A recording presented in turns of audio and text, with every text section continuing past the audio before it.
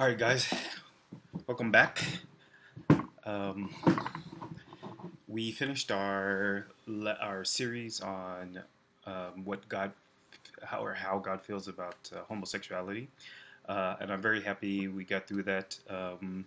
If you have any questions, again, just comment on them. Today, I want to um, continue with our discussions concerning God and the Bible, and this is just pretty much general. It's something I've been learning over the years, but it just kind of like concreted itself just recently. You just It's very simple, actually, a very simple concept, but probably easier said than actually practiced.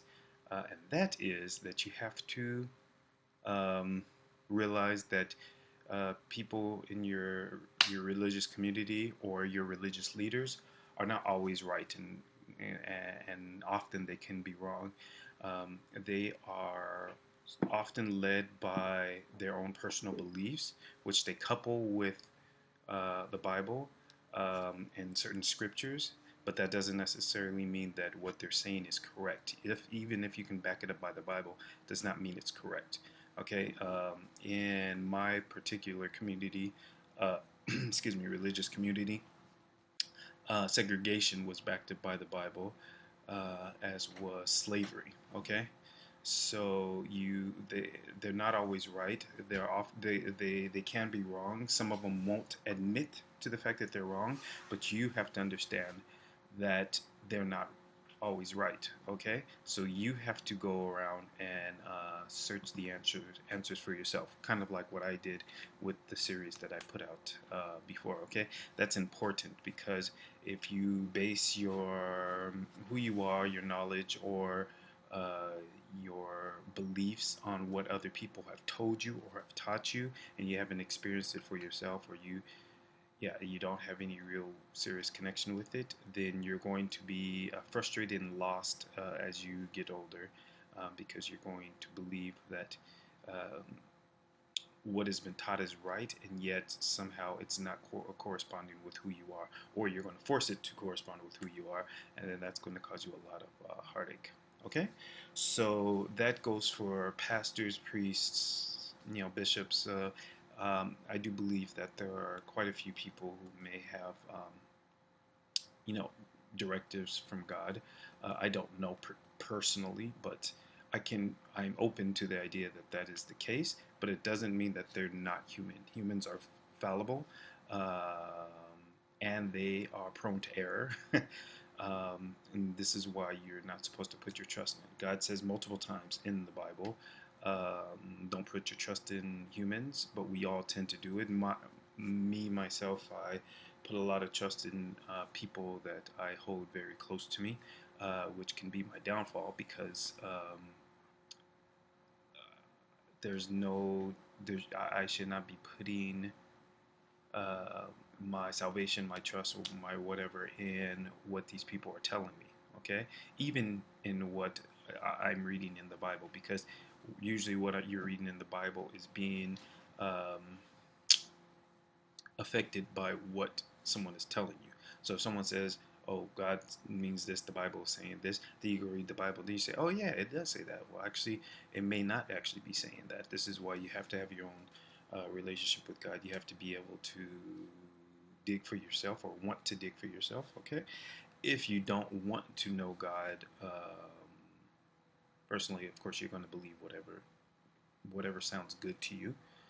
If you do want to, it's going to be hard because you're most definitely going to come up against something that somebody close to you or someone you respect has told you otherwise, and so then you have to decide whether you're going to stand on the truth that you've received, or if you're going to, uh, allow the truth that someone else is, or whatever they believe the truth to be, that someone else has told you to to lead you instead.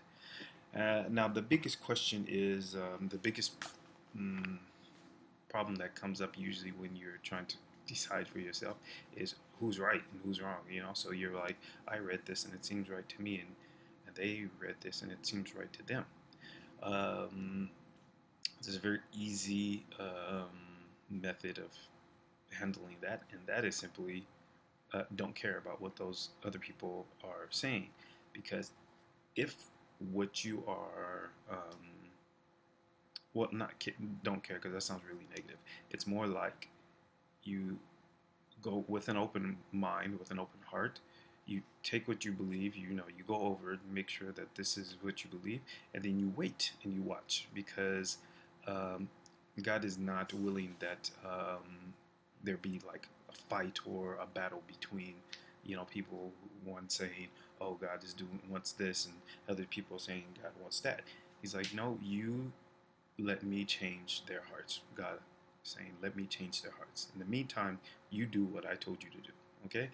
Um, or, yeah. And then you will see eventually how, if both sides, or three sides, or four sides, or all the sides, decide to actually trust God and have faith in God, how they will come together anyway. Okay? So, in the end, it's not necessarily anybody was right or anybody was wrong. In fact, for each person, they would have probably been right according to the information that they had. It's just they didn't have all the correct information at the time. So you can't be impatient to say, "Oh, well, this is it needs to be this way," sort of thing. So I want to let you know that I mean I've hit at this quite a few times in during the series in my other videos, because you do definitely need to know, have your own relationship with God. That's where you're going to stand. Okay, that's when things are like hitting you left, right, and center. And then actually in my next video I'm going to talk about that. It's your truth that's going to ground you, so that you'll be able to not allow your emotions, your feelings, or what else other people what other people are saying influence you, or negatively, I should say. All right, was meant to be a short video, to kind of make up for the long videos that I did previously. And then I think I'm gonna change my schedule. I think I'm gonna put out on videos out on Sunday rather than Friday. I was hoping to do Friday because it's just right before the weekend, or the Sabbath if you worship on on Saturday. But seems easier for me to do it on Sunday, because Sunday I'm not really doing much. So we'll see what happens. I think Sunday is better, but we'll see. Anyways, have a good time, and I will see you next week.